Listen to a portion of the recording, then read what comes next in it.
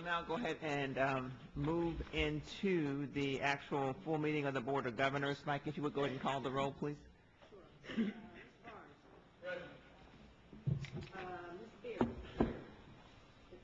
Duncan. Mr. Edwards. Here. Mrs. Frost. Here. Mr. Husseini. Here. Dr. Marshall. Here. Mr. Martin.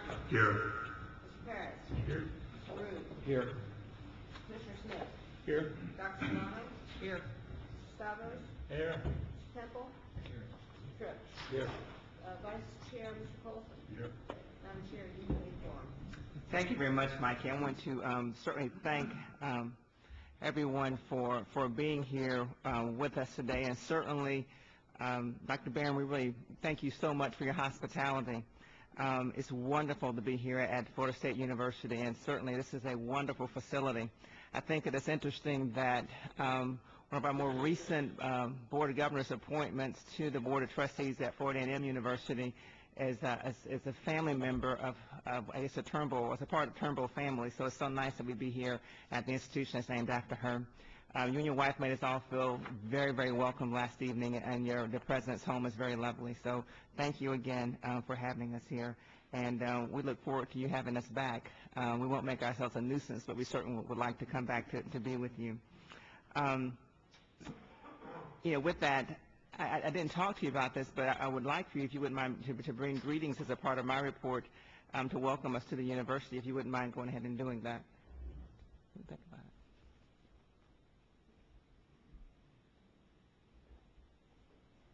Well, I assume that you want me to be brief, but it is absolutely our pleasure to host this meeting, to host the board, and hopefully to put our best foot forward in terms of showing you that we can provide great services for a meeting in an equally great university. And we'll look forward to the next time.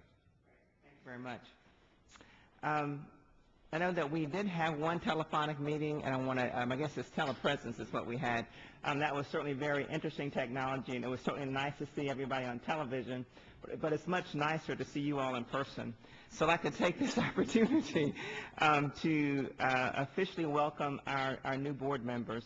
I know that on yesterday you all participated in an orientation session. Many of you actually, or some of you actually came early on Monday and began visiting with legislators, so you've made a real commitment to your service here, and we just want to say thank you. I would say that maybe we would go around and have you guys introduce yourselves, but I think you were given an opportunity to say something at the telepresence meeting, and I hope that you felt during our committee meetings that you were a part of us, and that your comments and that your concerns and questions were certainly welcome. You will note that as a matter of course that although we have individual committee members that we try to attend, and we certainly are all welcome to ask any questions we have so we can make our committee work as effective as possible. So thank you so much for joining us, and thank you so much for your participation. You know, I know that there have been many comments about our older members who are no longer serving with us, but at my first in-person meeting, I certainly want to again give, just big thanks to the service of John Dashberg and Zach Zachariah. They served on this board for 7 years, and we certainly appreciate their time and commitment, and certainly the time and commitment from our former chairs, Carolyn Roberts and Sheila McDevitt.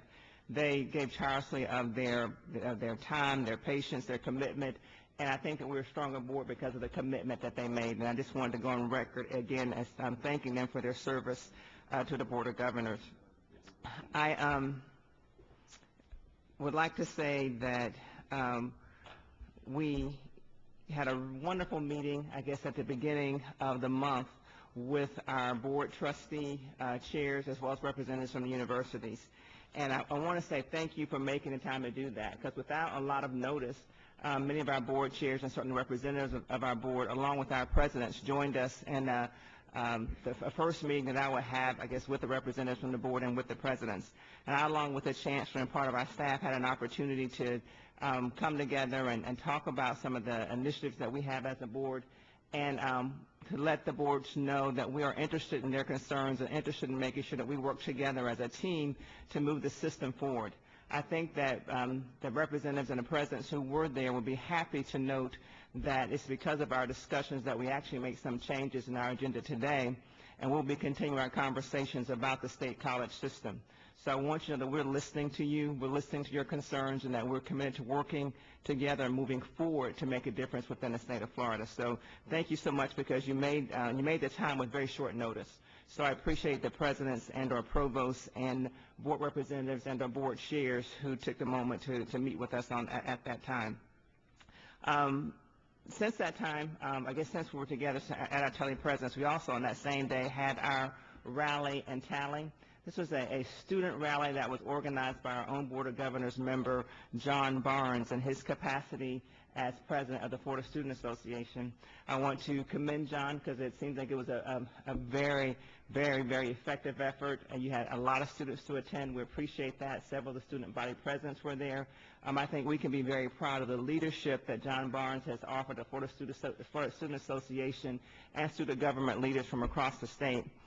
He also helped to arrange an actual meeting with the governor and the student body presidents, and I think that we may have had all 11 universities represented at that meeting, John? Which was a good thing, because I know that you've had some trying times in trying to ensure that all universities participate in Florida Student Association, so I'm very pleased that you did have them there with you on that day, and that they did participate with you in the meeting with the governor. And the Chancellor and I were certainly pleased that you invited us to attend along with you. So we commend you for your leadership, and certainly the rally and tally was effective. And more importantly, I want to thank you for getting the student support of the New Florida Initiative. We certainly appreciate that. It's really something when we have the students together with the Board of Governors, speaking with the legislators about our programs. It really does make a difference. So thank you so much for that. Since we were together last, I think we have a new president at Florida Atlantic University. As I echo some of the comments from Chancellor Brogan, in that with the top 3 candidates that they had, there really was no way that FAU could possibly go wrong. We were proud that our own Terry Hickey was one of the top 3. So I certainly want to commend him for participating in that process, and want to welcome the new president, Mary Jane Saunders. She is also someone who's worked within the system. She's formerly at University of South Florida. She's a renowned scientist, and we believe that she will be a wonderful leader for Florida Atlantic University. She was a provost where? At Cleveland State. At Cleveland State. So certainly we look forward to welcoming her into her fold and to ratifying her as the president of Florida Atlantic University. Since we were together last, we also had a 2.5-day stint in Washington. I, along with the Chancellor and with our state lobbyists and our federal lobbyists, had an opportunity to spend 2.5 days meeting with our Florida legislative delegation in Congress. These were very, very effective meetings. I think that's one of the wonderful things about having Chancellor Brogan serve as our Chancellor, is that he has some very long-standing relationships that will go well for us as he serves as our Chancellor of the State University System. In every room that we went in, he was greeted with just a very warm welcome, and he was automatically listened, his issues were automatically received and respected. I think that's going to be very beneficial for us. I also want to thank Governor Frank Martin for attending some of the sessions as well.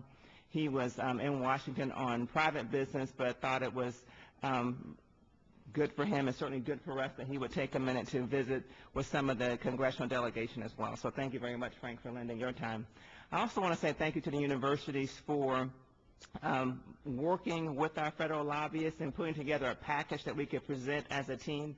I think that, I don't know if you've all have had an opportunity to see this notebook, but our universities work very closely with our federal lobbyists, putting together their top priorities on the federal level, and that's presented in one combined package. And so I want to thank our lobbyists for putting that together. Thank Rick Maxey for working with him as well. I think that really helps when we can go to our legislative delegation and say, here we are, these are things we're most concerned about in our system, and by each university kind of give your top priorities. So thank you all for kind of coming together and working on that. I think that notebook is very effective. One thing that I can say, unfortunately, is that while we were there was some conversation about earmarks, and there was a question about whether or not the whole earmark process will be continued on the congressional level. I'm not sure that the Senate and the House have agreed upon that issue yet. It seems that there is some push for at least continuing earmarks for nonprofit entities, and that would be a good thing for us. And so we're hoping that that is going to be continued on the congressional level. However, please kind of be mindful of the fact that there is a possibility that they may stop earmarks, and that would hurt our system, because some of the best grants and initiatives that we've been able to put forward have been ones that have been supported by our congressional delegation with earmarks. So please kind of watch that issue and weigh in, keeping in mind that, the earmarks for nonprofits really do help our university system. And additionally, I want to let you know that we did continue with our lobbying efforts for the medical residencies. I know that our previous chair, along with the chancellor, actually attended or met with all of our legislative delegation last year to push this initiative. We think that because of their hard work, some legislation actually came out maybe a month later, and we think it's based upon the hard work of the chancellor and our former chair. We tried to continue that initiative because you can tell, based upon our conversations today, this whole issue of residencies is still resonating within the state, and certainly resonating in other states throughout the country. So we're doing whatever we can to make sure that we get as many residencies as possible in the state of Florida to avoid the idea of being an exporter of doctors. As there's been some indication earlier today, we will be meeting via conference call at some point in the months of April and likely in May. The next time we plan to get together in person will be in June. And Mikey, where is that meeting scheduled in June? Discussing ECA. So we're hoping that Dr. Hitt will consider being, just to put him on the spot, will consider being our host in June. All right, and we look forward to that. I know that Mikey sent an email out to our members about your board appointments and asked if you would get back with her and express your interest. If you haven't done that, if you would please share that information with her after this meeting. And after the meeting, I will move forward with making the actual board appointments. Again, I don't want to take too much of your time. I want you to know that I'm committed to working, closely with the boards of trustees and working closely with the presidents to make our system one of the best systems throughout the nation. I think that, by working together, that we really can make a difference. I know that we won't agree on all issues, but I think if we all do the one thing that I promised the students I would do. When I had the opportunity to meet with the students at the rally and tally, I said to them that I would make sure that I keep them as my top priority. That if we keep in mind that our priority really is to serve our students, if we keep in mind that our priority is to make sure that when they're on campus that they have a good educational experience, and then on top of that, keep in mind that we want to ensure that they have good jobs when they graduate, and we keep our students in Florida. If we keep that in front of us, I'm sure that we will be very successful in our mission, that we can work successfully with our university presidents and our boards of trustees. So I'm hoping that that is something that we will keep in mind as we move forward, because certainly I'm depending upon each of you to work as much as you can and as much as you will to ensure that we have the best system possible. Now, I took a second to talk about John earlier. Well, this is actually John Barnes' last meeting in person with us, because he is soon ending his term as chair of the Florida Student Association. And because of that, we would like to, I'd like to take a minute to have John join me over at the podium so we can present him with a resolution and thank him for his service with us on the Board of Governors.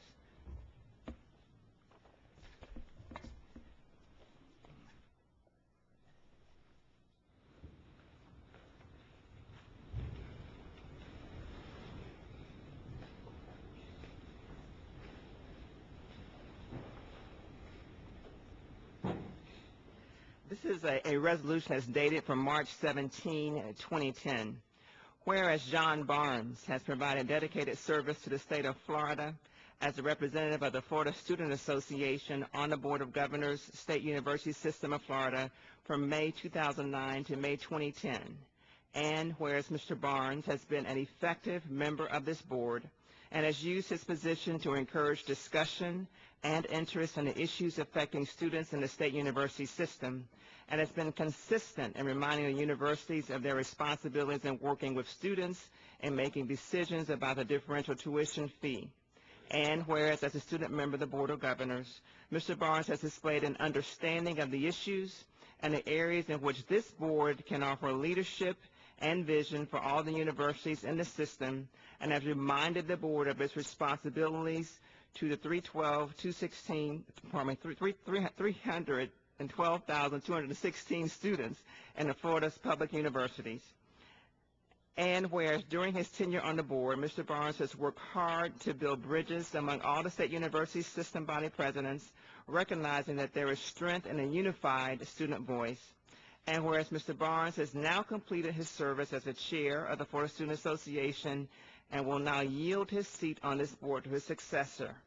Now therefore be it resolved that the members of the Board of Governors meeting on the campus of Florida State University in Tallahassee on the 17th day of March 2010 do hereby commend John Barnes for his contributions to the Board of Governors and to the state university system, and do wish him well. And be it further resolved that the resolution is being presented to Mr. Barnes as a token of the board's appreciation and thanks. Thank you so much. Can I say something really quick? Yeah, please take it back. Because of time and in honor of our past chair, Sheila McDevitt, I will be very, very brief. That was the first thing Sheila said to me when we met, was to be brief on the board. I just want to say thank you so much. I'm here today representing FSA, and by the Florida Student Association, I mean all 11 universities. And this is a really special day. I've been on the board since June, and I know how busy everyone is, but this is the first board meeting we've had every university president in attendance at the same time. Granted, FAU had to leave a minute ago, but we've had all 11 of you, which is really a beautiful thing, and we've got a full board minus Ms. Duncan. But I just want to thank you all so much. It's been a very, very long year for the Florida Student Association, and it's been difficult at times, but in September, I addressed the board and told you that I would do everything I could to not only keep the organization afloat, but to restructure it. And I'm pleased to report today that we have a new association management firm. We've set up a new tier due structure that will make it much more affordable for all universities, specifically the large universities, and we've cut costs substantially across the board. So I just want to thank you all so much for this opportunity. It's been a real honor. I never could have dreamed how much fun it would be to serve on the Board of Governors. And I just want to thank, I could thank everybody, and I'm not going to do that because we have to go. We have a lot of business to do, but I have to thank Rick Maxey, everyone just right there, that man right there, Rick Maxey, has helped every single one of us in here. And in June, when I got in the position and FSA was very, very, very shaky, Rick said, "John, I'm here to help." And Rick stood by the whole time. He's just been there countless times. We met at UCF on July 31st, and Rick was late to the meeting, and he showed up, and he was all sweaty, and it was a sunny day out. It looked like it had been raining, and Rick is covered in sweat. And you all need to know this because this is the kind of person that's representing the state university system. And I said, "Rick, what happened?" You know, he's getting ready to speak to us about lobbying issues. And Rick said, "John, some poor girl's car had broken down at the middle of the University Avenue at UCF." He said, "I helped her push it to the side of the road and called someone from my phone for her." You know, and he's covered in sweat because that's the kind of guy that Rick is, and he gave the students that servant heart all year long. So I really want to thank him. Really want to thank Chancellor Brogan. Chancellor Brogan came in and said that the way to the Board of Governors is through FSA, and he stood by us all year. He was a great ally and a really good friend. Randy, thank you so much for taking my calls at 2 a.m. I appreciate that. Of course, President Delaney. I know that we have great university presidents, but John Delaney has just been such a good mentor and friend to me, and thank you so much, Mr. President, for the opportunity. Janet Owen, she's not here. I think she's probably making sure New Florida is getting passed as we speak, but she's an incredible woman. Gallup Franklin, he's the student body president from FAMU. He's a great guy. And Jonas Cummings, just been by my side all year. So I just want to thank you all so much. I don't know what's going to happen in the future. I'm waiting to hear back right now about law school, but I'm just so grateful to serve. I love Florida so much. I had no idea what an honor it would be and the opportunities I would have serving on this board. But being with Gus and you know, Mr. Edwards and Stan and everybody, all you guys have just been such a wonderful mentors to me, and I just am so internally grateful. So thank you so much. If I can ever do anything to help any of you, please don't hesitate to look me up. And God bless all of you. I'll be here until April 30th, and I promise that Rally and Tally was just the beginning. We'll be in there until session's over. So thank you very much.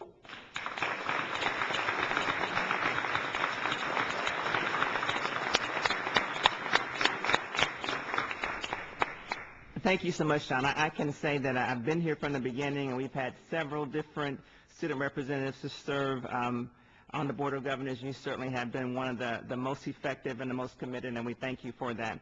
I also wanted to mention, I know we said earlier that one of our board members, Ann Duncan, could not be here with us because she suffered death in her family, and I ask that you would just continue to keep her in her prayers. I think she had to travel out of town for the funeral, so please keep both Ann and Ronnie and their family in your prayers. With that, we'll move on to the second item on our agenda, which is approval of the board minutes. We need an motion to adopt the minutes of January 28th board meeting and for the meeting held via teleconference on February 8th, 2010. All in favor signify by saying aye. Aye. Great. Consider the minutes from the January 28th and February 18th meetings adopted. At this point, we will go forward with the Chancellor's report from Chancellor Brogan. Thank you very much, Madam Chair. And I, too, want to thank John. He has been a most capable representative for the 300,000 students in our state university system. It's a very difficult responsibility for any individual to shoulder, made more difficult because you only have 1 year whack at it, which I'm sure, John, goes in the blink of an eye in many ways. But I think that he has done a remarkable job of representing that huge constituency, the most important constituency in our state university system. And we know wherever he goes, whatever he does, he will continue to make us all proud of his continued success and accomplishments. But I've personally enjoyed it as well, John. Thank you so much for your service. Some of these are going to be a tad redundant, and I won't dwell on them because they are. But I, too, wanted to echo the sentiments of the chairwoman that our trip to Washington, D.C. with both the chair and also Governor Martin was beneficial. I think she was a bit overstated in my reception. It's always good to see good old friends. Most of our delegation from Florida moved through the Florida House and Senate, and therefore there's a pretty good kinship, Republicans and Democrats, House and Senate members up there, because they all know one another, and they are always very gracious when you attend. But I can't help but point out the reality that within the 48 hours of my visit to see my old friends, the House Democrats decided not to fund federal earmarks, and the Republicans in kind the next day said, we won't just do the not-for-profit ones, we're not going to do any at all. So while we had a great social visit with our members of the House, she is correct. That has a long way to go before it is finished. There'll be a lot of negotiations on the issue of earmarks. And I wanted to echo something our chairwoman said. You know, earmarks, just that very word has taken on an air of disdain in many circles. I will tell you that I have long looked at these projects being funded, and now I'm talking about the university project specifically, as not only a contribution to a university's research efforts, but there are multiple manifestations of that in quality of life enhancement. People's lives have been made better through the invention, innovation, and creation that ultimately comes as the fruit of those contributions from the taxpayers to our university system. And it is sad when you see the spillover effect that some of the negatives surrounding earmarks and research projects have to what I happen to believe is the greater good, and that is the federal government's role in helping us help people. And I'm sure someone could write a book, volumes of a book, filled with the research projects that ultimately gave way to great things for mankind that were funded in part with federal contributions. The programs that we bring forward in Washington, whether they're from the University of Florida or UCF, or it doesn't matter, we still believe are some of the finest projects. They have been vetted. They are of high quality. They have deliverables built within them to make certain that people can see a return on their investment. And we're continuing to be very proud of the projects that we carry forward to Washington, D.C. Hopefully they'll reconcile this issue and see the wisdom of continuing to fund, at the very least, the great work that our universities do in enhancing the quality of life for all of us. We did work very hard on the medical residency, and that is still on people's radar screen. The good news is The Florida delegation gets it. They clearly understand it. The continued frustration is that it wasn't a part of the health care reform package from the day it was created. It was a little bit like building a house and starting with the roof. I'm not sure that covering millions more Americans, which is the intent of the health care reform bill, makes good sense if you cannot assure that there are ample doctors by number out there to take care of them. The intent of the health care reform bill, in part, is to get people out of the emergency room for their basic health care needs. I am concerned, and this was echoed by so many members of Congress, that what we will do if we don't ultimately see after this residency issue is see most or all of the same people go back to the emergency room, not because they don't have health care, but because there aren't doctors out there to take it to. And so they're looking really for a vehicle. It has been made pretty clear to the members of the delegation that that vehicle will not be the health care reform bill. And yet, as you know, as part of the process, there are other vehicles which come up from time to time. There's a jobs bill, there's a workforce bill on the horizon, there is the physicians' compensation package. To us, of course, it's irrelevant. To them, it's important to find a place to put something that is incredibly important, again, not just to the people of the state of Florida, but the people of the country. One of the ironies is that this affects most disproportionately growth states like Florida, but also like Nevada. Nevada is important in this process for a variety of reasons, a beautiful state, certainly, but also because as the political winds blow, Nevada is a very important state in terms of what happens in the United States Senate. And they have the same problem that we do in Florida, a growth state frozen with residencies as far as the balanced budget amendment years ago, and trying to play catch up. So we're hoping people will see the wisdom of that issue. We continue to work it with a fervor, and I do appreciate both the members of our Board of Governors attending. It's important for those members to hear from the representatives of the state university system on that and these other important issues. I wanted to let you know that we continue our efforts on the Haiti front. We've been meeting with the representatives of the Department of Health and the Department of Children and Families to continue to work with our universities to make certain that we're able to get services that we have available to us to people who have been repatriated from Haiti to the United States for medical reasons and others, but also to develop an ability to continue the long-term relief effort that, as we all know and have seen, is going to be ongoing in Haiti. My friends in Congress confirmed the fact that while everyone is of best intent, in the wake and in the aftermath of most of these giant tragedies, interest begins to wane, almost understandably, but that's sort of a natural phenomena. We have committed to them that our state university is in this for the long haul.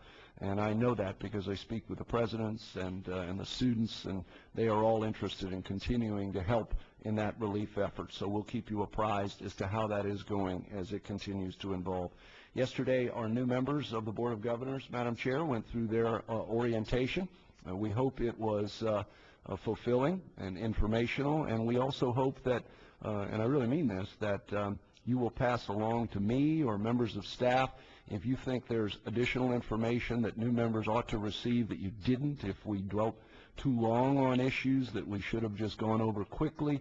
We want each orientation to be better than the one before. We want these to be a valuable use of your time, not only at the orientation, but more importantly going forward as an active and engaged member. But we do welcome all of you. I think we've got an outstanding group of new members to our Board of Governors, as you've seen today, who are impact players. They're going to begin to contribute immediately and more so in the future. Welcome to all of you. I wanted to defer a moment to Commissioner Smith. I didn't ask him about this, but I'm putting him on the spot.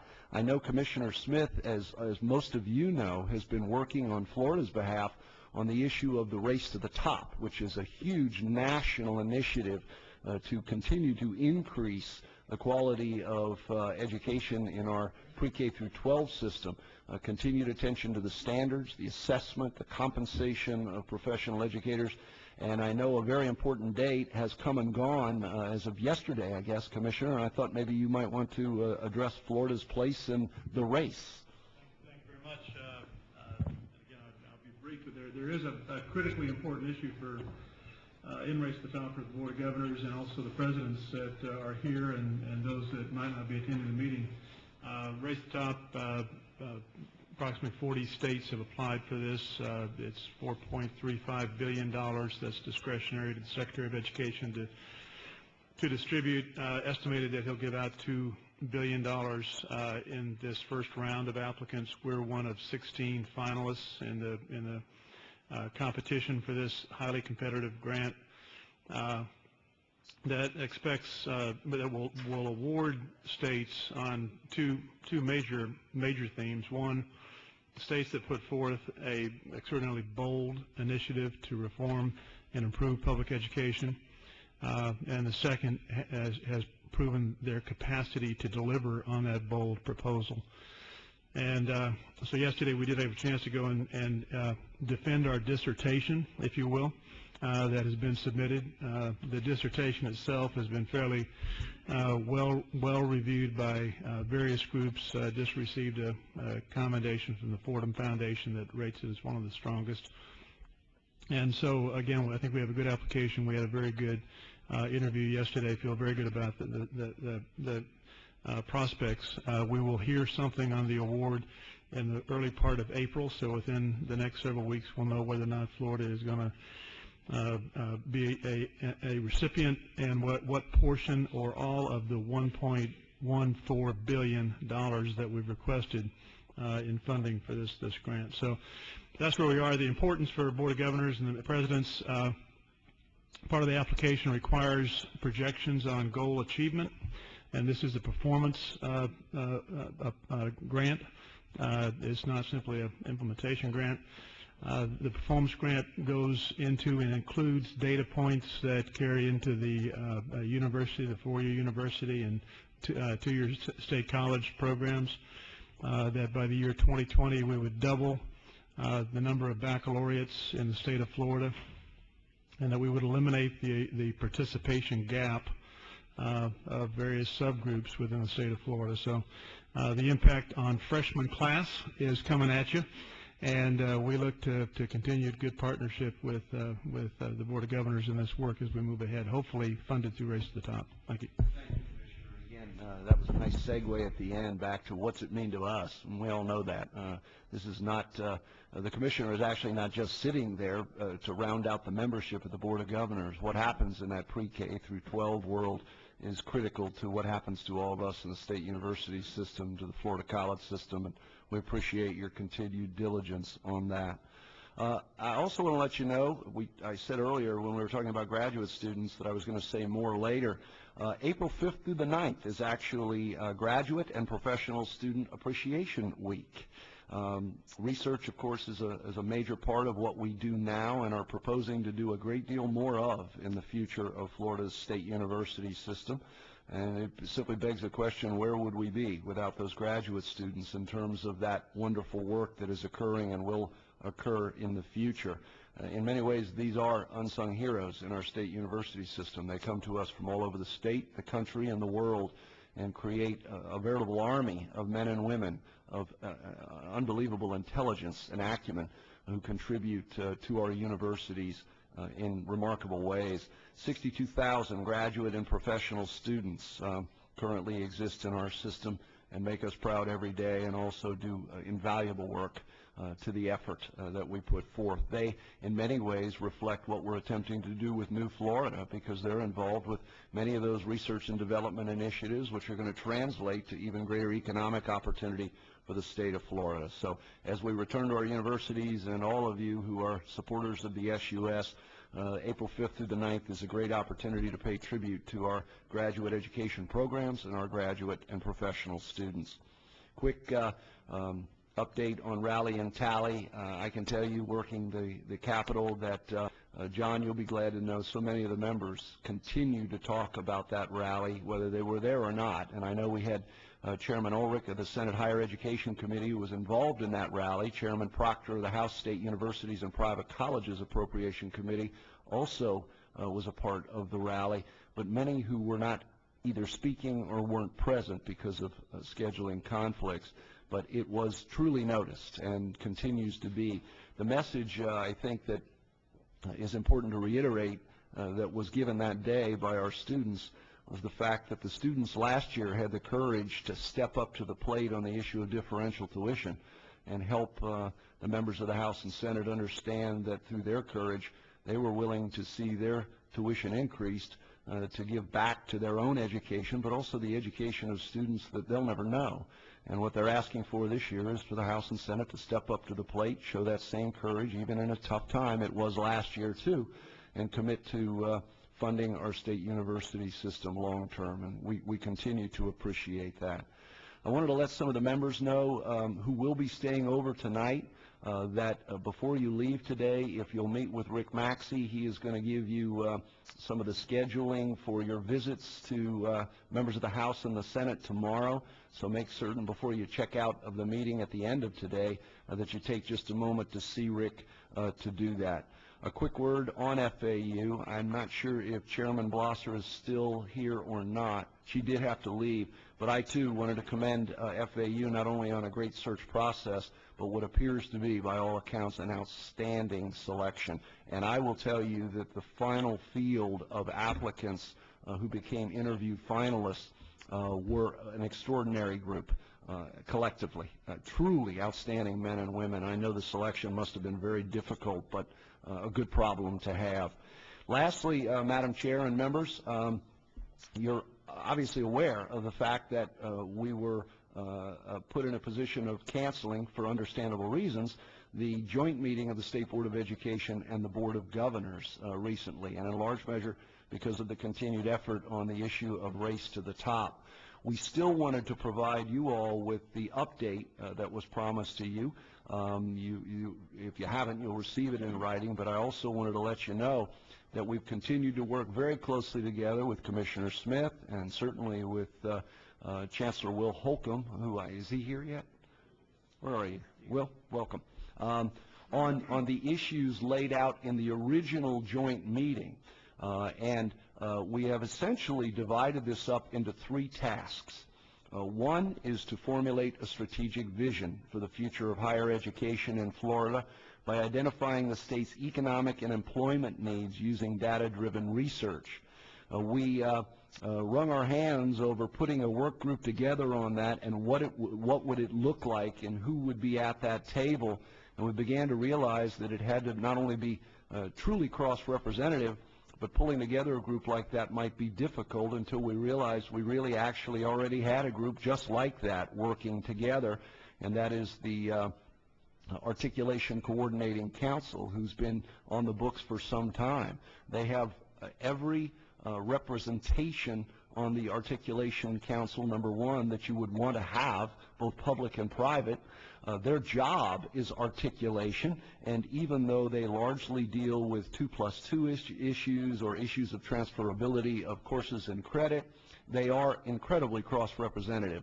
So Dr. Holcomb and I approached that group and its leadership and asked them if they would consider for at least a temporary period raising the bar of articulation issues and consider taking on a charge of looking at all of our delivery systems, public and private, and making recommendation back after weighing these issues as to how we might better create an articulation system that works more in harmony, one delivery system to the next.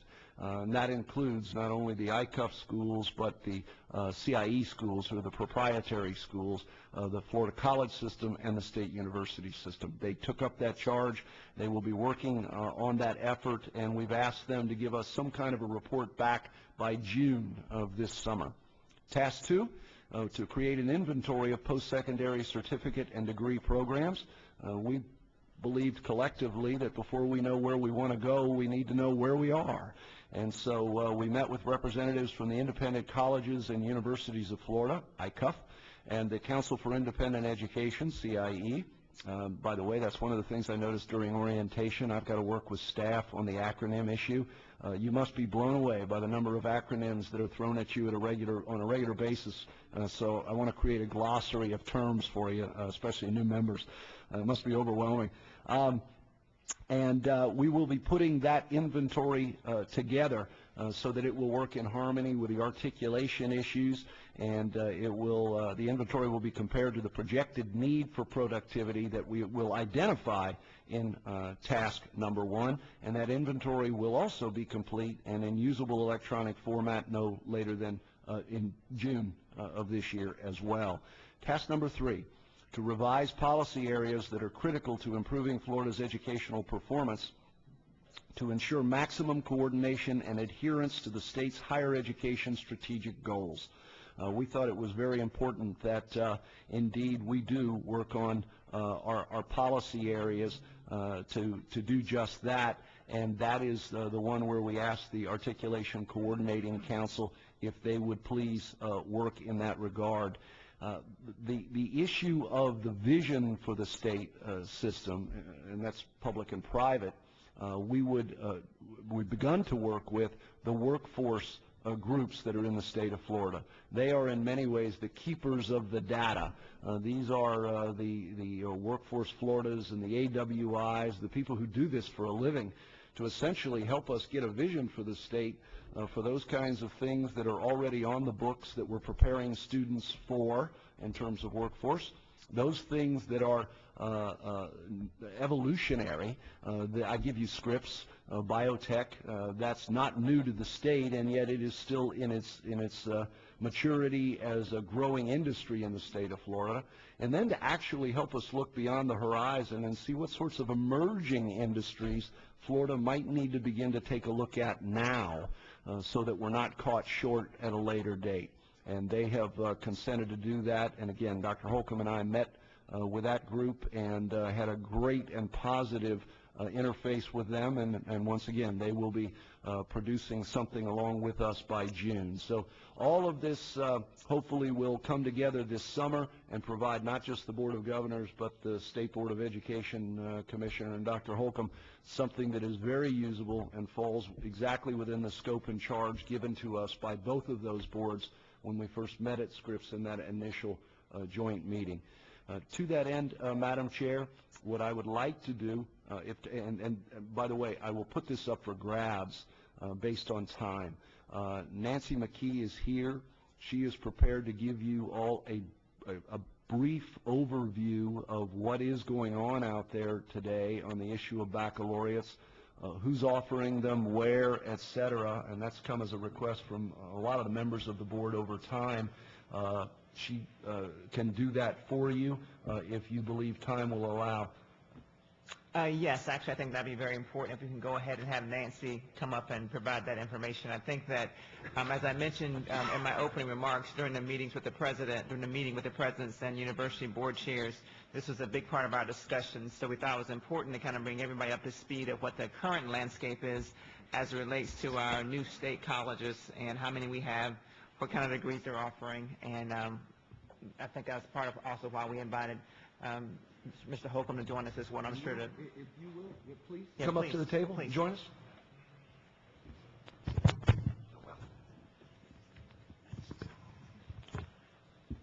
Go ahead, please, Nancy. Thank you, Madam Chair. Let's first look at the landscape of post-secondary institutions in Florida. The first screen shows the universities within our system. The circles reflect the main campuses, and the squares reflect their branch campuses. For example, if you look at the top of the screen and see FSU in garnet and gold, and to the southwest you'll see a square that reflects their branch campus at Panama City. The triangles reflect established instructional presences for each of the institutions. As Richard mentioned earlier this morning, instructional sites are temporary locations. Those are not reflected on the screen, but established sites are. We'll add to that screen the institutions in the Florida college system. The large squares, green squares with a C, indicate those institutions that have been authorized to offer baccalaureate degrees. The smaller squares with a C are other colleges within the Florida college system. And then we have the blue dots reflect their various campuses and centers. We'll add to that screen the private institutions, and you'll see that they pretty much track the population centers of the state. So we'll look a little more closely at the private institutions. And I'm having a little, there we go. Most private institutions are associated with one of two entities. They either belong to the association that's called Independent Colleges and Universities of Florida, which we refer to as ICUF. There are 28 institutions in that association. They are all accredited by the same accrediting agency that accredits public universities, the Southern Association of Colleges and Schools, or SACS. They are also based in Florida. They are all nonprofit institutions. The institutions that are under the jurisdiction of the Commission on Independent Education are primarily for-profit institutions, or they are institutions that are based out of state that have a presence in Florida. There are over 300 institutions under the Commission, but only 88 are accredited to offer bachelor's degrees. Examples of institutions under ICUF are University of Miami, Nova Southeastern, Flagler, and Jacksonville University. A couple of the institutions that are under the Commission are University of Phoenix and Kaiser University.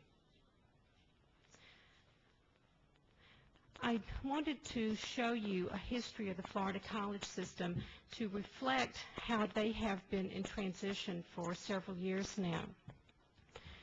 In 1947, they were actually a part of the public school system and reported to the public school boards.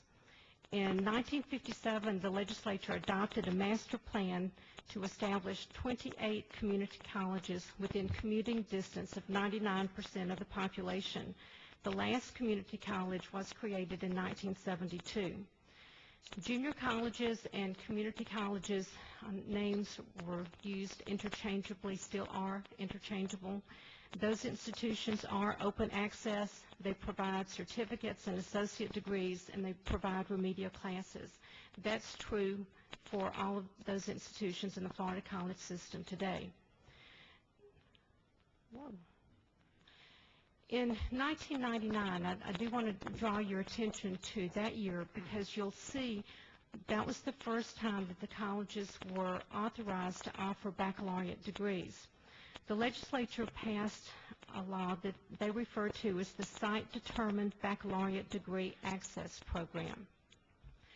That allowed community colleges to identify workforce needs, and if they wanted those needs to be met, they were required to approach 3 universities. One of those had to be, at least one, had to be a public university. If they could not find a university that wanted to partner with them to meet those needs, then there was a process where the community college could become authorized to offer the degree themselves. Now that changed slightly in the legislation that passed in 2001. The community colleges were no longer required to partner with the university. They were granted the authority to offer degrees to meet local workforce needs. And I want to point that out for the language in both 99 and 2001 focused on meeting local economic development needs. Now also in 2001, a bill passed that granted St. Petersburg College the specific authority to offer baccalaureate degrees. They were allowed to offer Bachelor of Science in both education and nursing, and then their board of trustees could approve BAS, Bachelor of Applied Science degrees. At the beginning of the section of the bill that created St. Pete, the legislature specified that their intent was to expand access to baccalaureate degrees by providing opportunities for the colleges to offer bachelor's degrees to meet workforce needs specifically and including education, teaching, and technology. Now that changed in 2008. The legislature created the Florida college system at that point, and they created 2 task forces that would make recommendations to them to start transitioning community colleges to state colleges or colleges. So in 2009, you'll see that the language changed from meeting local workforce needs to meeting district, regional, or statewide workforce needs.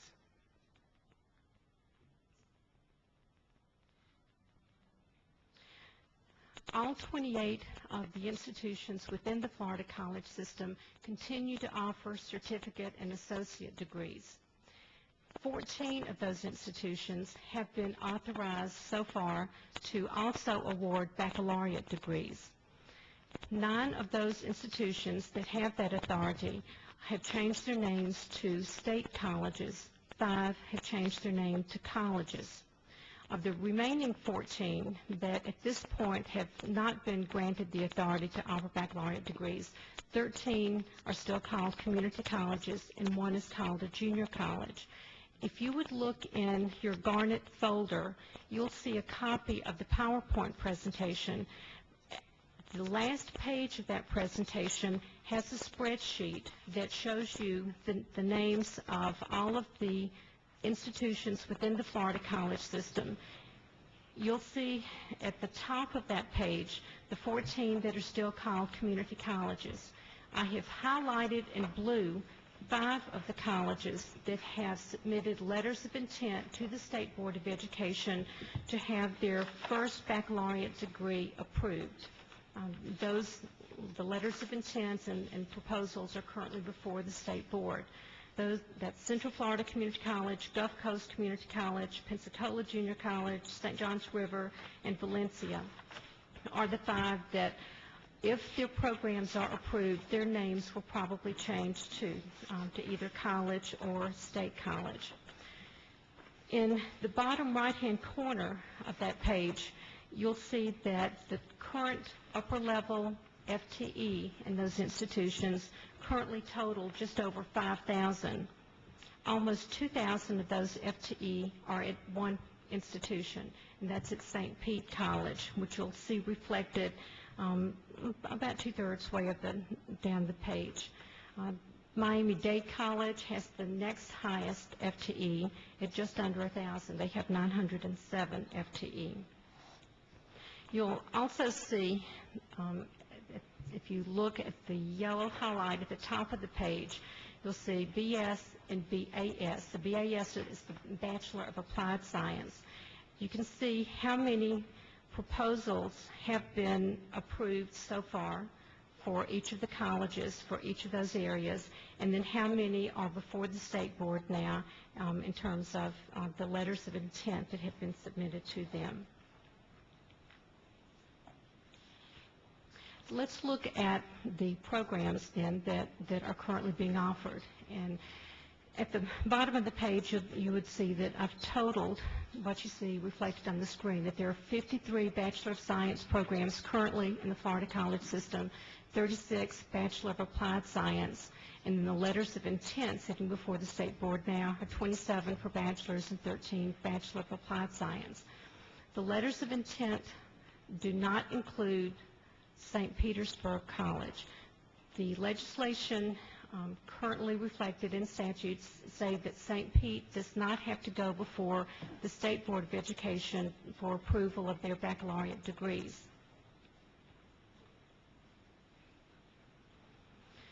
The types of programs that are being offered and planned are, as you see reflected on the screen. All of the BS programs currently being offered in that system are either in education or in nursing.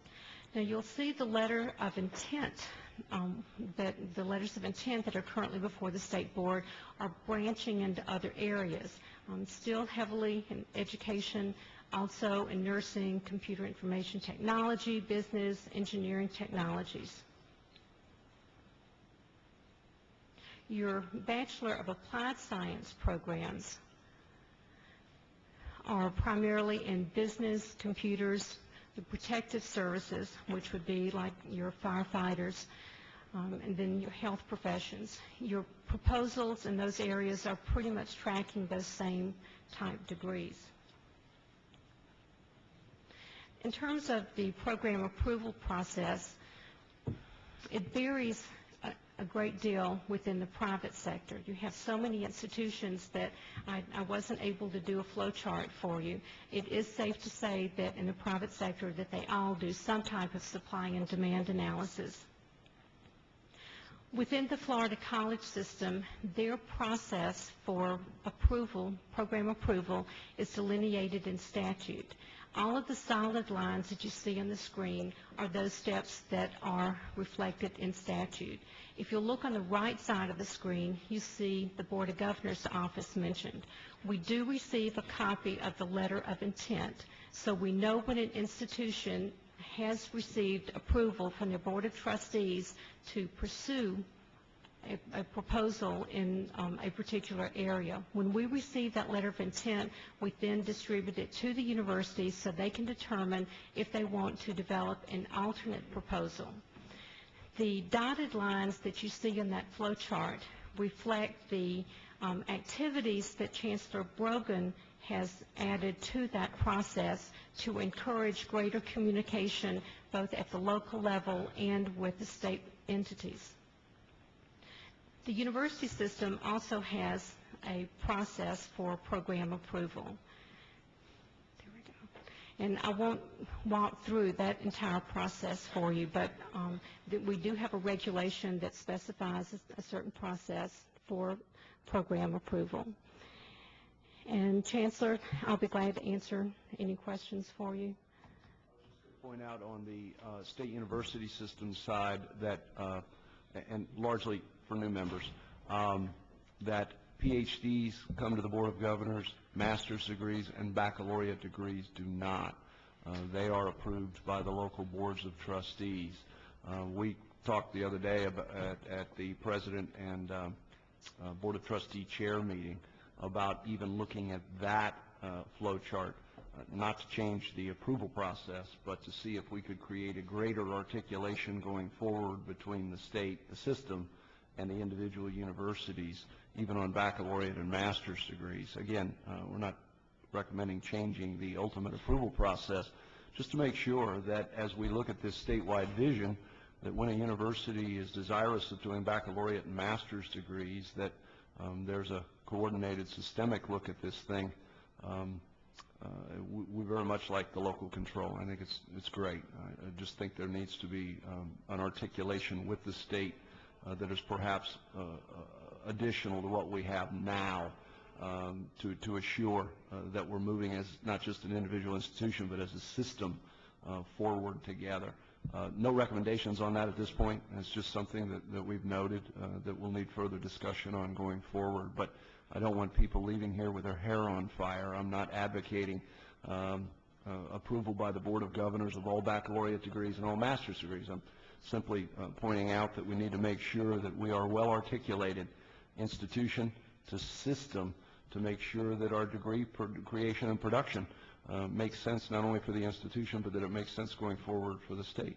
So with that, that completes the presentation, and would be happy to turn it over to the Vice Chair to coordinate the remainder of this part of the program in the absence of the Chair. Well, we'll move past the, we'll skip the part about the, yes ma'am, Governor. It's a request on this issue of the cross-sector collaboration. Could staff provide me with a list of the membership of the Articulation Coordinating Council, complete with their titles, so we know Absolutely. who Be happy these to do people that. are, where they are located? This is a big concern amongst the faculty as well.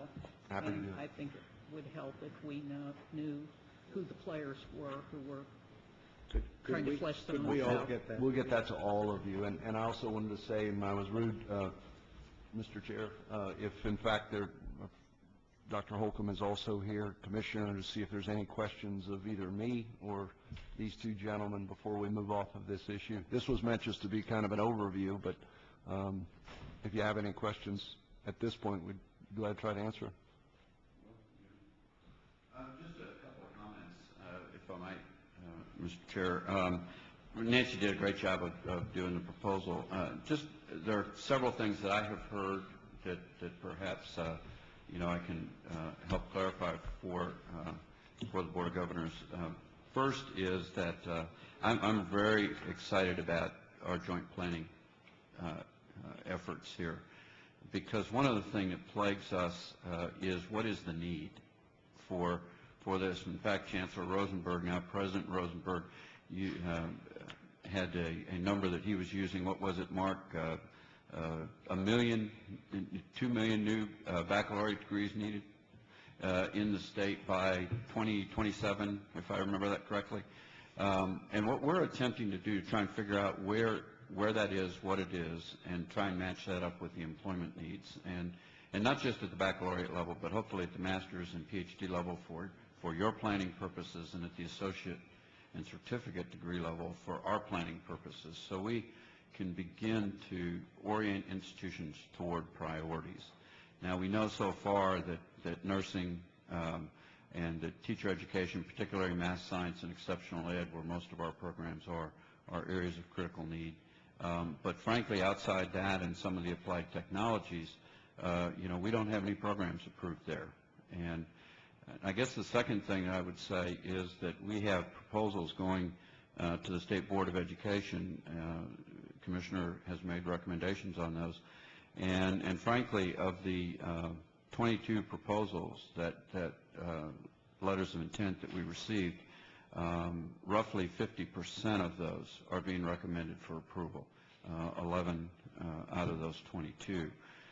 So the process that involves discussion and dialogue and letters of support, I do appreciate Chancellor Brogan raising the awareness of this with the presidents by the way you transmit that, Frank, to the presidents, because we're seeing much more involvement of the university presidents and university provosts in any proposals that go forward, and I think that's a good thing. And many times there's a letter of support, sometimes there are letters of real concern, and that ends up being a real factor in how we go forward. Eric, do you want to add any more? I think we do have a great opportunity here. I also am excited about the planning aspect of our work together. I think at this point in time in Florida, it's critical for a number of reasons.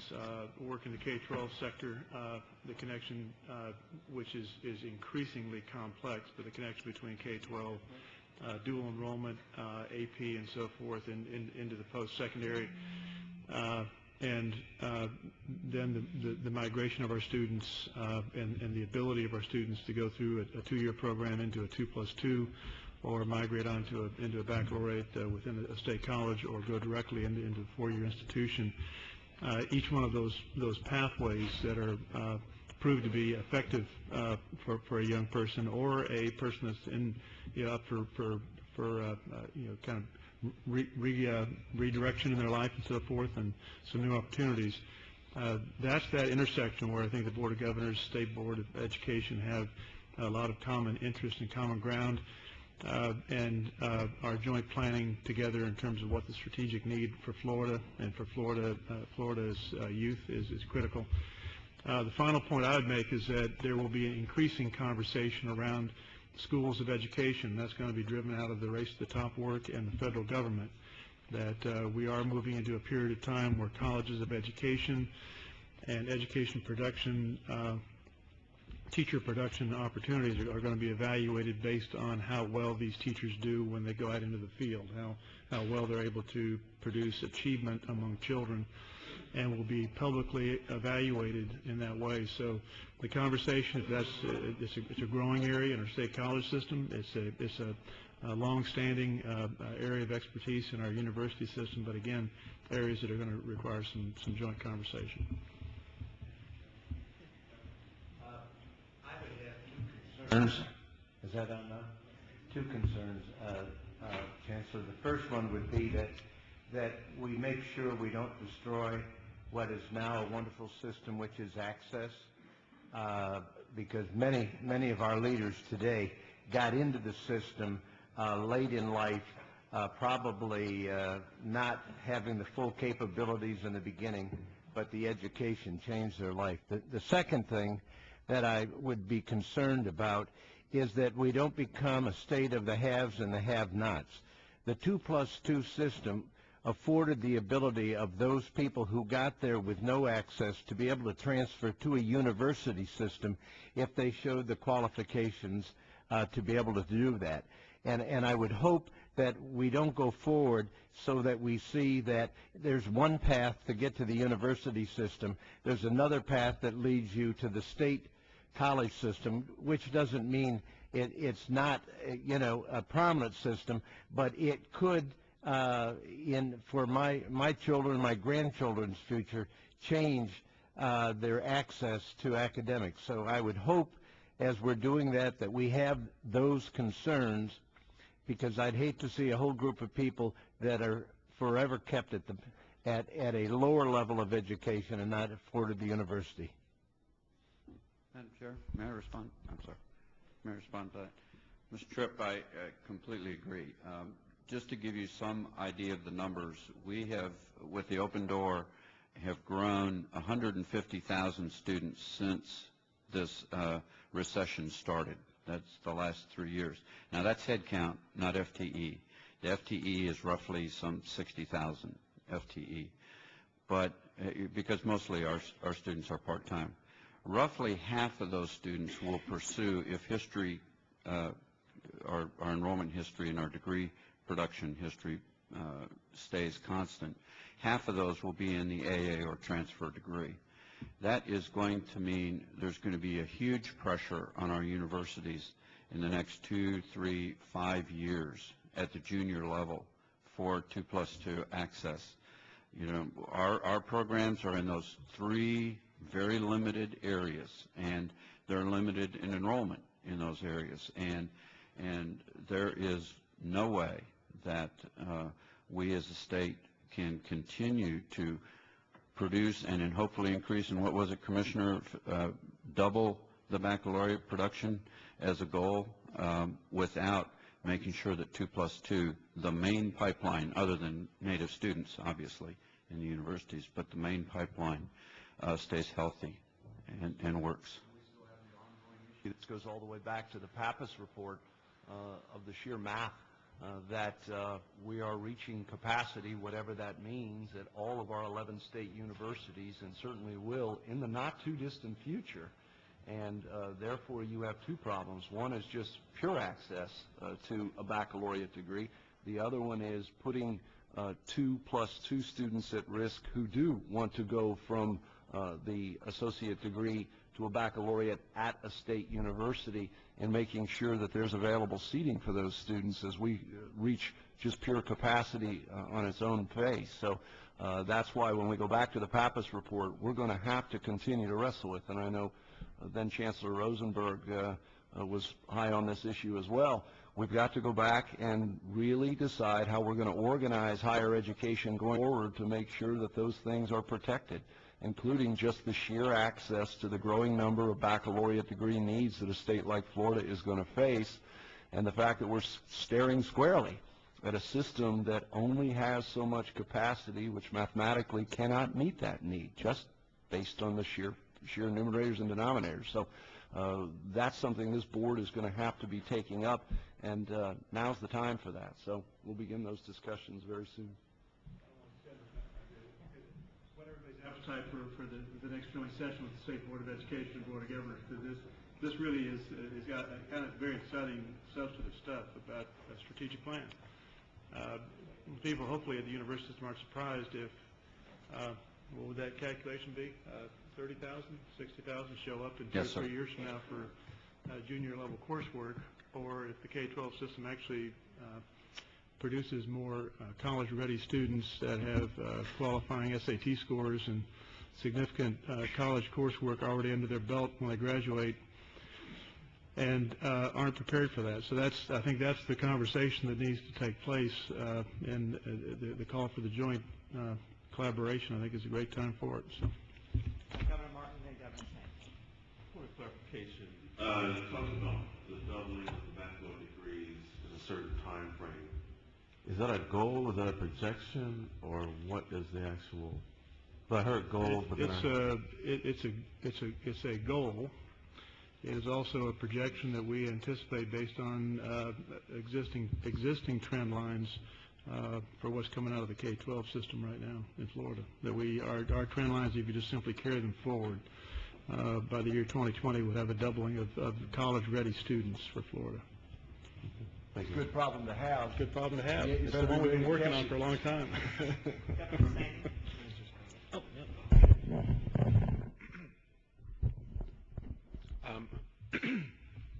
I want to congratulate both the boards that, collaborating with each other, because I believe that leadership starts from the top. If you leave it to the individual colleges and individual universities, and if they collaborate together, the colleges and universities, for the needs of the kids, at that point you can, percolate it up to the leadership and come with the decisions. My question is, are we getting back together again at a certain time in the future between the two boards? Yes, sir. That's the plan, is to try to pick the next date for yet another joint meeting. We'd like to be able then to, because I'm sure the Commissioner and Dr. Holcomb are going to do what we're doing today with the State Board of Education. And as you can see, we've got the work groups working. So either sometime this summer or certainly by this fall, it would be great to actually be able to present you with some degree of the work that has been accomplished rather than just talk about it. So we're trying to match those two up to see when we can bring those two bodies back together again. That'd be great.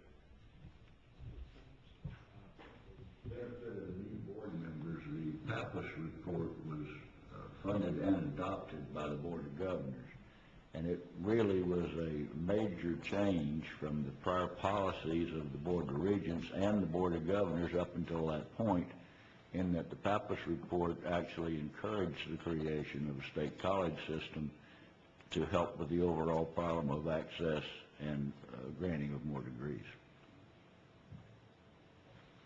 Any other questions? Thank you very much. I thought that it would be important for our board to get that kind of information so you can better understand the landscape and the kind of issues that we're addressing right now. Oftentimes you have big periods of spurts of growth, and you kind of want to know what's happening and what direction everyone's going in. So thank you, Commissioner Holcomb, for joining us, and Commissioner Smith for your expertise in this area, and for your leadership, Chancellor Bergeron. I think that that now brings us to item number 5 on the agenda that you have forwarded, which is the actual issue regarding the election of officers. Chancellor Bergeron, do you want to tee up the issue for us, please? Yes, ma'am. Thank you. We have just come off, if you needed an example, of a cycle where our chair and our vice chair's term of appointment by the governor and term of election by this body did not match up. Each of our chair and our vice chair's term of office was 6 months short of the length of their 2-year term as chair and vice chair as elected by this group in the month of June, as is laid out in our policies. What we have done is gone back and looked at several variations on the theme to see if we were able to come up with a way where those two would almost always, but you can never guarantee always, but better than hope, align.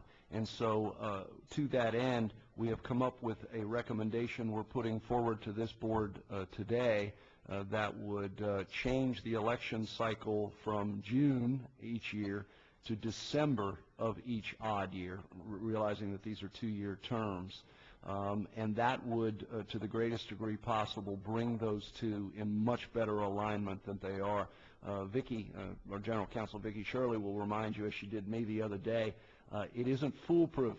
It is possible that somebody could end up with 1 year left on a term and get themselves elected as chair, but it certainly creates a much smoother and I think a better guaranteed approach to helping to assure to the greatest degree possible that the two align. So I think you have within your materials, I think you have in your materials the backup as to what that recommendation is, and be glad to entertain any questions or. The motion, if I could. Thank you very much. And I'll read the board's power and duties document provides for an election of board chair and vice chair for a 2-year period on a fiscal calendar from July to June. In February, we elected Chair Parker and Vice Chair Colson to complete the term of office held by Chair McDevitt for just a few months.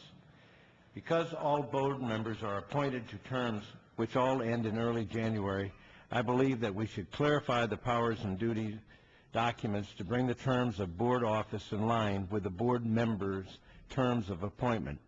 Therefore, I move that we extend the terms of office of Chair Parker and Vice Chair Colson to serve through December 2011 and change our election cycle to reflect a December biennial election on December of every odd-numbered year beginning in December 2011.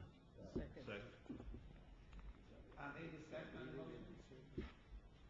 assuming I can carry this motion myself, right? I just thought about that. I'm assuming, Vicki, it's okay for me to carry this particular motion since it kind of, it is okay? Good. All in favor signify by saying aye. Aye. Any opposition? Thank you very much. You know that it was, there's some trepidation about the position that we were placed in whenever our former chair kind of created a dogleg term. We think that by doing this, not that it will be foolproof, but that it will at least allow us to ensure that our terms align with most of the appointments from the governor's office. So thank you very much. I appreciate that. Madam Chair, just so everybody knows, we reaffirm your election. So if you change your mind, you need to do it right now. You've been sentenced to 2 years in this capacity. President Maxson. This is a very sound policy you've enacted. Some of us have similar issues at our Board of Trustee levels for people who are sitting in administrative positions of chair. Is there any, would there be support for the board to consider those 6-month or less corrections to try to get us through this narrows we're in? Because I know we're in it and maybe some others are as well. I won't speak for the board, but I would be glad to go back and work with you all to see if there is a way to bring back a recommendation to the board to accommodate that. Happy to do it. Yeah, I mean, if you've got the same problem that was just fixed here and we might be able to correct it, we'd be happy to look at that with you. Good. We will be in touch. Terrific. No, thank you. And certainly, if any universities are facing some of those same issues, just please, work with that chancellor, and we'll do whatever we can to try to fix it. President Maxson, I'm sorry, Madam Chair. Is it, does it seem to be with the BOG appointment or with the gubernatorial appointment, or is it both, President Maxson, or you don't have to answer that if you're not sure. I'm just curious. We don't discriminate. I don't know. The issue at hand is our current chair. We elect July to July, and maybe maybe the board needs to direct us to correct that as well. But we have a chair that will end his term 6 months before his 2-year service as chair ends, and it's a result of all the same issue of the lawsuit, the charter amendment, and all that stuff. So that's where we need some help in figuring it out. But maybe we need to consider, as you have just done, our election cycle in order to keep this from not happening going forward. Well, it'll give us the chance to kind of survey the universities and find out if it is a local policy that may be changed, and maybe more than just the University of Florida. We'll do some work on that with you and see what we can come back with. Would not it be part of the university's bylaws for their board of trustees? In which case, I think then it's at the discretion of the universities to review their bylaws and amend their bylaws. Yeah, we'll take a look at that. Right. Thank you very much, and certainly we appreciate your support and look forward to completing the term. Your sons. Right. that we've just been elected to serve. I mean, it's been an interesting 3 weeks so far. So I certainly hope that between now and December 11, we can get some really good things done. So thank you very much. I don't see Governor Perez in the room right now. We're going to go ahead and go to action item number 6, which is the reports from our different committees. We'll come back to the Budget, Finance, and Business Operations and Facilities and Real Estate Committee, and we'll go down and call on Governor Marshall to address the Student Affairs. Oh, and Governor Marshall just, okay. Then why don't we step on to Governor Edwards, who is in the room, to address the trustee nomination and board procedures recommendation to the full board. I would be happy to do that. I would like to take a moment to congratulate our chancellor. For those who don't know, I believe he's from Ohio, and he's finally almost learning how to say "you all" properly. He still has a little bit too much "you" in it, but Frank, after all these years, you're getting better. Governor, you want to know what I found when I came to the South? I ran headlong into the phrase "y'all." It was a little while longer before I learned there was actually a plural component to that, and that's all y'all. You are learning.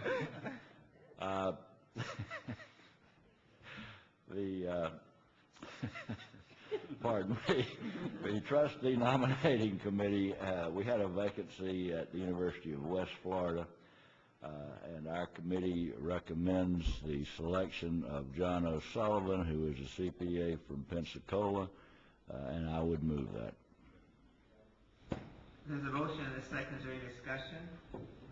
All those in favor of the motion signify by saying aye. Aye. Opposition, like sign. Thank you. The motion carries. Do you have any other information to report, Governor Edwards? No. Great. Thank you very much. We're going to go back now that I see that Governor Perez is back in the room, and could you? I apologize. Nobody told me you were driving a Prius. The first time I step out of the room all day and you hit the accelerator? You got to be kidding me. 1 cup of coffee, you went through 5 agenda items? Come on. I thought I had an hour before this was going to come out. Never turn your head on this view, because you just never know. No kidding. Thank you, Madam Chair, and I do apologize for being out of the room. All right. Right. So if you would give us a report from your committee, please. I will indeed. The Budget Committee met this morning, Madam Chair, and we took up 3 items, and I was asked to move them to the board. Item A is approval of the 2010-2011 operating budget for auxiliary facilities with the bond covenants. As you know, certain bond covenants require review and approval of those budgets by the Board of Governors. We did that this morning, and on behalf of the committee, I move adoption of the 2010-2011 operating budgets. All in favor, signify by saying aye. Aye. Any opposition? Thank you, Madam Chair. We also talked about passing the notice of intent to adopt Board of Governors Regulation 3.001 on campus emergency management. The committee met this morning, discussed the issue, and moved it through to this board, and at this point I move its adoption on behalf of the committee. All in favor, signify by saying aye. Aye. Any opposition? Governor Perez. Madam Chair, our final action item was to adopt the amended 2010-2011 fixed capital outlay legislative budget request to bring forward to the committee, and I move it on behalf of the committee. All in favor, signify by saying aye. Aye. Great. Madam Chair, finally, we talked a little bit about our work plans in both the Budget and Finance and Real Estate and Properties committees, and set forth our calendars of action when things needed to be due. I do want to remind once again that the tuition differential requests, in order to be considered by our committee, have got to be approved by boards of trustees before they come to our committee, and May 27th is that deadline. I know since this morning's meeting and this afternoon, some universities have requested as to whether or not we were holding true to those dates. We have some calendaring issues with boards of trustee meetings. We talked about this 3 months ago and 2 months ago, and made it clear the statute requires that the University Board of Trustees approve them before the Board of Governors can consider them, and it is our intention to hold to that. So we do need those submitted by the respective universities on or before May 27th to make it to our June calendar. And that concludes my report, Madam Chair. Thank you very much, Governor Perez. Governor Marshall, if you would provide us a report from Student Affairs and Campus Life Committee. I have nothing to add to what, are you referring to the 4 recommendations? Yes, I guess it is time for the full board to consider the recommendations, if you'd like for the full board to take any kind of vote on those recommendations from the Student Affairs Committee. Yes, we would advance those to the full board. Right. I think that we all are pretty much here, and I would entertain that as a motion from Governor Martin. Is there, Governor Marshall? Second. There's a second. Any discussion? All in favor signify by saying aye. Great. Then motion carries. Do you have anything else to report, Governor Marshall, from that committee? Great. Then the next item, Governor Martin, is any kind of report you have from Strategic Planning and Academic and System Oversight Committee. The only item that we will consider today at the meeting will be the item regarding University of Florida Research and Academic Center at Lake Nona. There was a presentation earlier in the committee, and it's coming to the full board, so I move approval. Any discussion? All in favor signify by saying aye. Aye. There is one other item. I'm sorry, Mr. Governor Martin, I apologize. No, I'm just going to say the second item that's actually listed here will be covered under a special telephonic meeting that we will have based upon calendars and the Chancellor getting together with you, Madam Chair, to determine the appropriate time. It will be early April. And there were a number of questions that were still remaining, not necessarily unanswered, but clarification of the residency issues. So if we can again make sure that we have the response to those sent to everyone prior to that call. Great. There is one item that I'm going to ask if you would address, Governor Martin. I know that the Chancellor gave us his legislative update earlier in the meeting, and I know that we had several different items that we took up during your committee. But there's one item that I think that we need to address. I'm going to ask if your committee would research it and we can possibly discuss it on a conference call in April.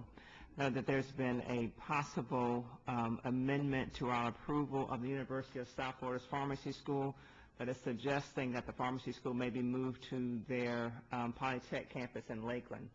And my request is that I know that we had, that Dr. Genschaft and our staff did a lot of work to deal with a lot of issues that we had with the approval of the pharmacy school and their program. And I know that there were certain agreements that were made about the program that I think may be impacted if, in fact, it is passed and moved to the Polytech campus.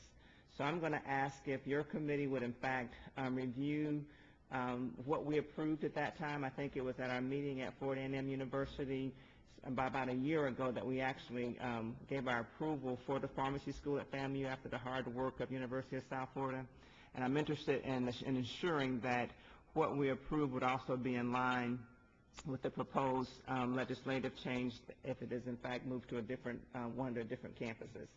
So if you wouldn't mind, and I know we don't have a lot of lead time on that, and I'm looking kind of over at you, Richard, because if you can work with Governor Martin along with everything else you have to do between now and the time that we have our next meeting via teleconference, just so we understand what we passed and make sure that we don't need to revisit the issue. Okay. Certainly. Yes, Governor Edwards. I would also like to ask the staff when they review President Macking's question about the elections of the officers for the Board of Trustees, that they also review our board policy, which is a bit ambiguous in that it says that a chair may only serve 2 terms unless 2/3 of the vote approves that. That's the question of, does that mean for a 3rd term or 4 terms or whatever it might be? And I think we need to get with Vicki and try to get some clarification language on that as well. Great. Now, Madam Chair, in conversation with both the new chairwoman and with our general counsel, there is broad consensus that there needs to be, I'd say, a total rewrite of our board policy. You have to have a real board policy to rewrite it. I think ours is about 2.5 pages long.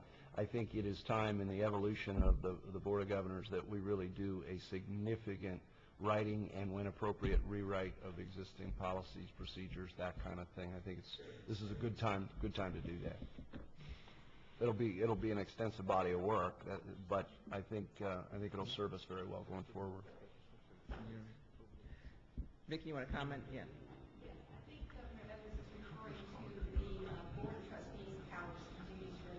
Which limits the chair's terms to 2-year terms, except if there's a supermajority vote. Fair enough. So noted. Thanks. Any other comments? We certainly, again, I appreciate your commitment to this process and you're working with us. I'm about to move into another portion of our agenda, but I wanted to make sure if there are any other comments about our committee meetings or anything else for the good of the order, that you be given an opportunity to voice your concerns at this point. Okay. And thank you so much. I did not recognize our university presidents. We certainly want to say welcome and thank you to President Rosenberg for being here with us today, as well as President Judy from University of West Florida, President Hitt, and we also certainly note that we had other presidents who are here with us today. But for those of you who stuck with us to the very end, we want to say thank you so much for your commitment and support. And again, we'll be. And I'm with Guy, President Delaney, Guy. He's from Jackson. Right. And he would be from, normally I call Pensacola Guy's country, but, since we're in Jacksonville now, that we certainly appreciate President Delaney as well. Madam Chair, in wake of the Chancellor's comments, when he was commending the wonderful selection of the new FAU president, I was going to comment that it was pretty easy to trade up.